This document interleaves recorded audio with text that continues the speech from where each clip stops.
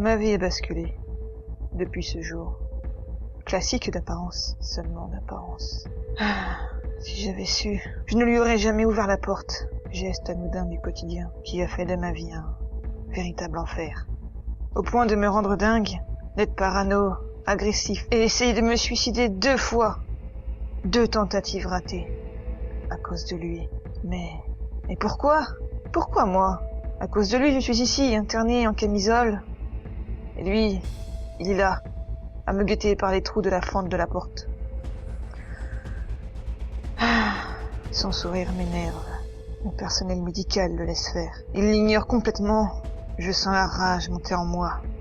Je me repasse le film encore et encore pour comprendre. Rétrospective inutile. Je n'ai pas encore compris. Pourtant, le marchand apparaît sur certaines bandes sonores, certaines caméras, mais c'est pas des preuves que m'ont dit ces bâtards de pseudo-flics. Je dois repasser ces événements. Je dois trouver des éléments dans mes souvenirs.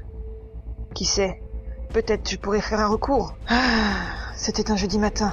En juin, il y a une grande famille gitane marchande qui s'installe à quelques kilomètres du village. Ces gens vendent des produits faits à la main, des services de type jardinage, bricolage et vendent les outils. Je leur achète quelques objets tous les ans. C'est pour ça que j'ai ouvert la porte à cet homme. Je croyais qu'il appartenait au peuple marchand itinérant. Mais la réalité fut bien différente. Habillé d'une façon bien étrange, il a tendu son panier rempli d'objets. Alors j'en ai acheté un petit porte-clés en ballon de basket, puis le reste de la journée s'est déroulé comme à l'habitude. Le lendemain matin, j'étais en retard pour le travail. J'ai speedé, pris mes clés de voiture et ouvert la porte.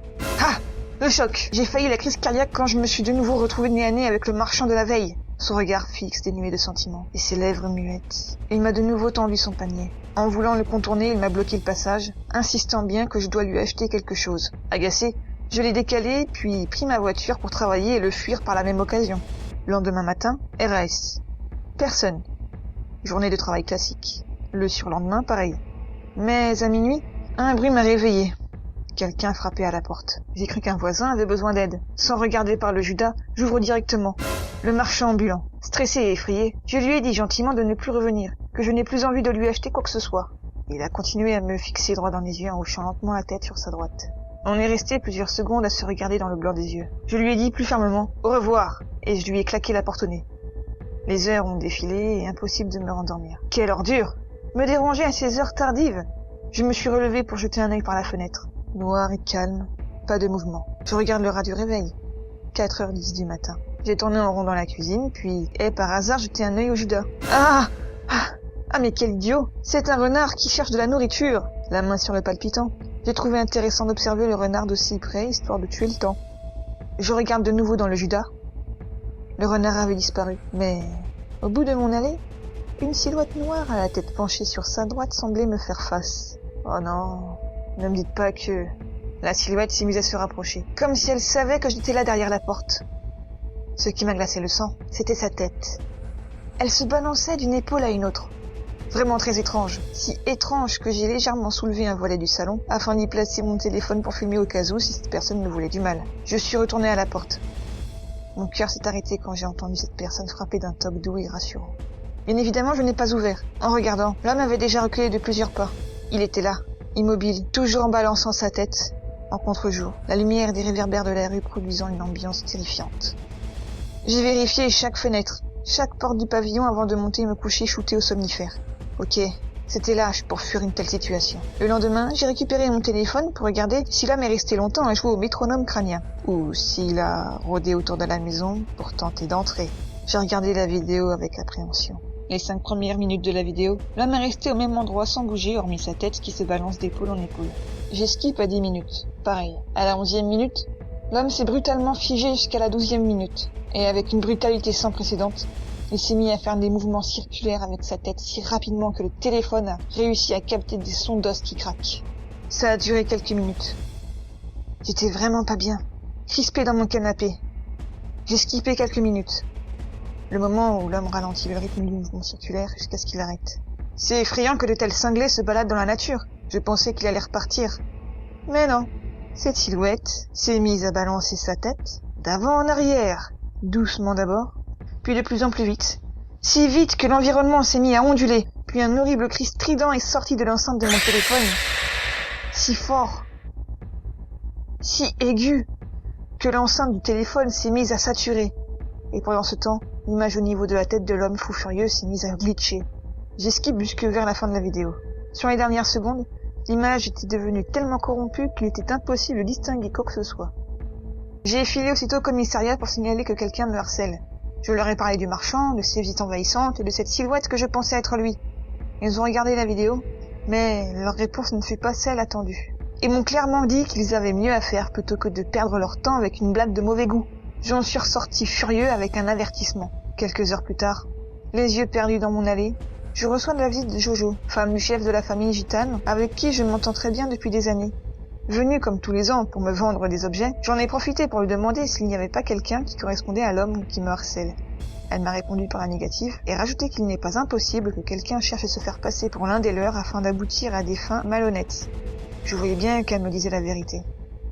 La nuit arrivée, j'ai entendu frapper à ma porte. Un frisson d'horreur mêlé à de la colère m'a parcouru le corps. J'ai décidé de l'ignorer et je me suis coulé un bain pour me détendre en pensant que qui que ce soit, il repartira. Tranquillement posé dans une mousse parfumée et une eau bien chaude, j'écoutais la radio pour cacher les pénibles tocs provenant de ma porte d'entrée. Quelle satisfaction de ne pas répondre présent à l'éventuel harceleur qui m'attend comme un idiot à l'extérieur. J'ai savouré 15 minutes de bain bien chaud dans la plus grande sérénité lorsque soudainement, un bruit contre la vitre de ma salle de bain me fit tressaillir d'effroi. J'ai lentement tourné la tête en serrant les dents pour me retrouver face à un visage pâle, flouté et déformé par le film occultant translucide de ma fenêtre. J'ai hurlé, ce qui a fait fuir le visage qui disparut dans la pénombre. J'ai aussitôt appelé la police. Ils n'ont rien trouvé sur place hormis les empreintes de chaussures sous la fenêtre de la salle de bain et les empreintes digitales sur le mur et la vitre. Mais totalement inexploitable car les empreintes n'ont ni motif digital. La forme arrondie et grotesque des chaussures aurait pu être un indice, mais l'allure artisanale et l'absence de cran de semelle posaient problème. Impossible d'identifier le magasin d'où provenaient les chaussures. Tout le monde peut en fabriquer. Autant chercher une aiguille dans une boîte de foin.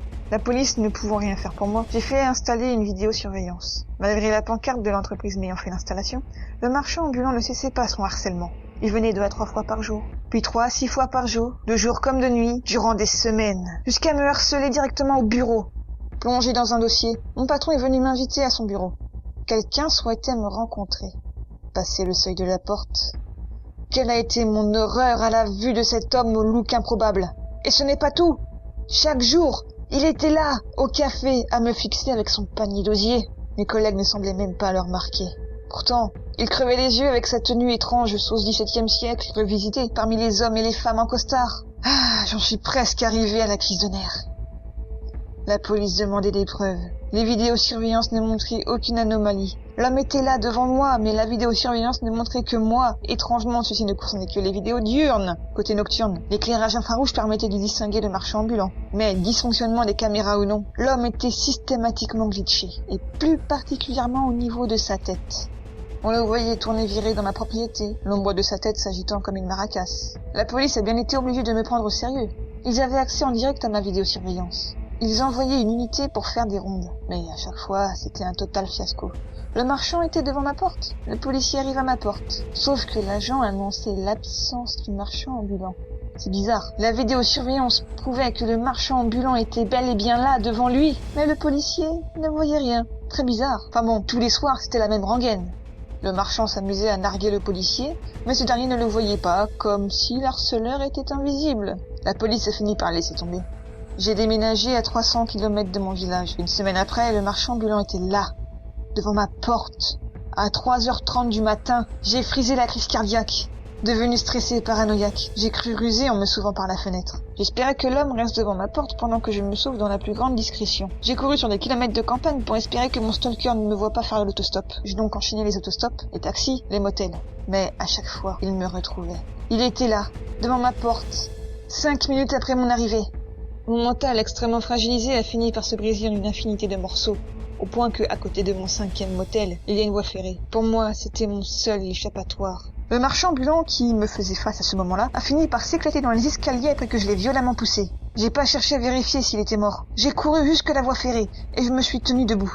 Jusqu'au moment où un train marchand arrive au loin à grande vitesse. J'avais peur de mourir, mais c'était ma seule option. Où que je fuis, où que j'aille, l'homme était là, à mes trousses, il me retrouvait. Il fallait donc que je meure pour m'en débarrasser. Mais bon, malheureusement pour moi, Le train a juste eu le temps de s'arrêter à 3 mètres de moi.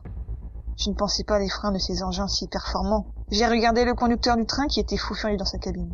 Il ouvrit la porte, mais à la place du jeune roux enragé, le marchand descendait les marches de la locomotive, son visage ensanglanté, son bras droit qui formait un angle étrange, toujours inexpressif et silencieux. J'ai couru comme si ma vie en dépendait à travers champs. Je traverse un pré entre 2 collines boisées. Je cours encore et encore, regardant derrière moi toutes les secondes. Il n'y avait certes personne à mes trousses, d'apparence, mais je sentais la présence du marchand ambulant tout autour de moi. Comme s'il était toujours là à mes côtés, même si son corps était à l'autre bout du monde. J'ai longé un petit cours d'eau jusqu'à ce qu'un pied dérape dans la boue. J'ai fini à l'eau. Je me suis déshabillée en catastrophe. Je me suis essorée et c'est en m'essorant que j'ai senti quelque chose de rond et de dur dans une de mes poches. Le porte-clés en ballon de basket que j'avais acheté à ce stalker. Est-ce que cet objet lui permettait de me retrouver? Était-il piégé par une puce de géolocalisation? Dégoûté par cette pensée, j'ai jeté l'objet dans la boue puis j'ai repris ma course. Au bout d'un moment, je me suis réfugiée dans un bois, cherché une cachette et de quoi m'hydrater. J'ai repéré une ancienne décharge sauvage, dont sans dégoût, je buvais l'eau de pluie stagnante dans de vieilles boîtes de conserve. J'ai récupéré de la ficelle pour braconner et des morceaux de miroir brisés pour découper la viande.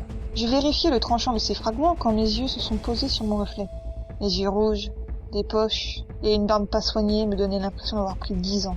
Long à la détente sur le moment, je n'avais pas réalisé que je n'étais plus seule. À l'ombre des hêtres, une silhouette posant sa main contre un tronc. Cette silhouette au style si particulier, le front dégoulinant de sueur froide. Je me retourne, le marchand était là, en pleine forme, sans os cassé, ni ensanglanté. Armé des morceaux tranchants, je n'ai pas réfléchi car, poussé par l'instinct de survie, j'ai foncé sur l'homme pour le poignarder. Mais le sol instable de la décharge m'a fait perdre l'équilibre et tomber la tête la première sur un vieux micro-ondes. Immobilisé quelques instants par la douleur, je me redresse pour repasser à l'attaque. Le marchand est disparu. Me sentant prise au piège et vulnérable par le fait de ne plus avoir la cible en vue, j'ai fui comme un lâche. Après avoir traversé 2 champs, je suis arrivé aux abords d'une autoroute et d'une aire de repos. J'ai bien observé attentivement les alentours. Une des voitures stationnées avait son propriétaire juste à côté en train de fumer. J'ai eu ce qui m'a semblé être une excellente idée. Je me suis faufilé discrètement derrière la voiture. J'ai attendu que l'homme ouvre sa portière, et à peine ouverte, le pauvre n'a pas eu le temps de réagir. Une bonne droite au visage, je lui prends les clés et je me sauve à bord de son véhicule. Après ça, je devrais être débarrassé de ce foutu marchand. J'ai roulé largement au-dessus des limitations de vitesse. Assez facilement car la route n'était pas trop fréquentée. La sensation de libération me remplissait de joie. Enfin débarrassé! Plus qu'à éviter la police qui devrait arriver d'un instant à l'autre. Je regardais régulièrement dans les rétros centrales pour surveiller leur arrivée, justement. À un moment donné, j'entends quelque chose tomber à l'arrière de la voiture. Probablement les affaires du propriétaire. J'ai senti quelque chose rouler jusqu'à mes pieds. Quelque chose que je ramasse, toujours en regardant ma route. Je regarde ensuite ce que j'avais ramassé et là, j'ai reconnu l'objet, le porte-clés ballon de basket que j'avais jeté quelques heures auparavant. Comment a-t-il pu se retrouver à bord de la voiture? La peur a refait surface. Je regarde dans le rétro pour jeter cette horreur à l'arrière de la voiture, mais ce que j'ai vu assis derrière était ce marchand ambulant. Cet enfoiré de stalker ninja professionnel de je ne sais où était là. Comment a-t-il fait? Il a passé ses mains au-dessus de ma tête pour y mettre devant mon nez son foutu panier d'osier. Et dedans, il y avait rien. Absolument rien. Il était vide. J'ai vu le rouge. Quitte à être sûr de m'en débarrasser, qu'il aille mourir avec moi.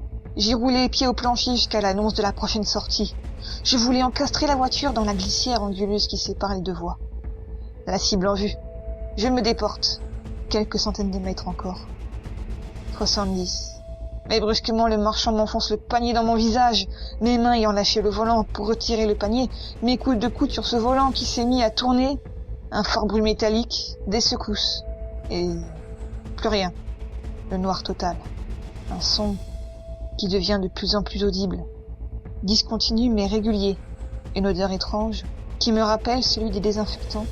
J'ouvre les yeux, 2 infirmiers et 2 policiers à mon chevet et une soudaine crise d'hystérie m'a pris quand j'ai vu le marchand ambulant parmi eux. J'étais tellement agitée, j'hurlais tellement, je donnais des coups dans tous les sens malgré des vives douleurs, qu'une infirmière a été obligée de faire appel à plusieurs de ses collègues pour me maîtriser. Je pointais du doigt le marchand ambulant en hurlant « Lui! C'est lui! Il me harcèle! Il m'empêche de mourir comme il m'empêche de vivre! C'est lui! Il me hante! Et pourquoi il est là? Et pourquoi il n'est pas mort, ni blessé? Il était avec moi dans la voiture! » Les policiers ont hurlé qu'il n'y avait personne d'autre dans la voiture, ni de porte-clés, ni rien d'autre que moi et ma bêtise. Ils m'ont dit que j'ai eu de la chance d'avoir évité l'angle de la sortie d'autoroute.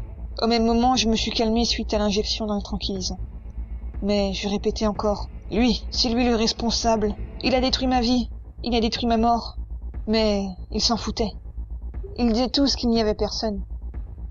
J'avais beau leur montrer du doigt qu'il était là, devant moi, à côté d'eux. Oh ça oui, ils ont regardé, hein. Mais ils ont insisté, il n'y avait personne. Et puis, après tout ça, je suis ici, enfermée dans un asile psychiatrique, en camisole. J'ai beau hurler que je suis pas fou, mais personne ne m'écoute. Les infirmiers ont beau regarder à côté d'eux là où est le marchand. Mais ils disent tous qu'il n'y a rien. Et pourtant, le soir, un surveillant accourt jusque ma porte en hurlant qui êtes-vous, et dire à son collègue porte-talkie-walkie qu'il n'y a personne.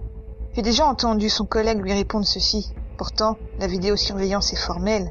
Il y a bel et bien quelqu'un habillé d'une drôle de façon à côté de toi.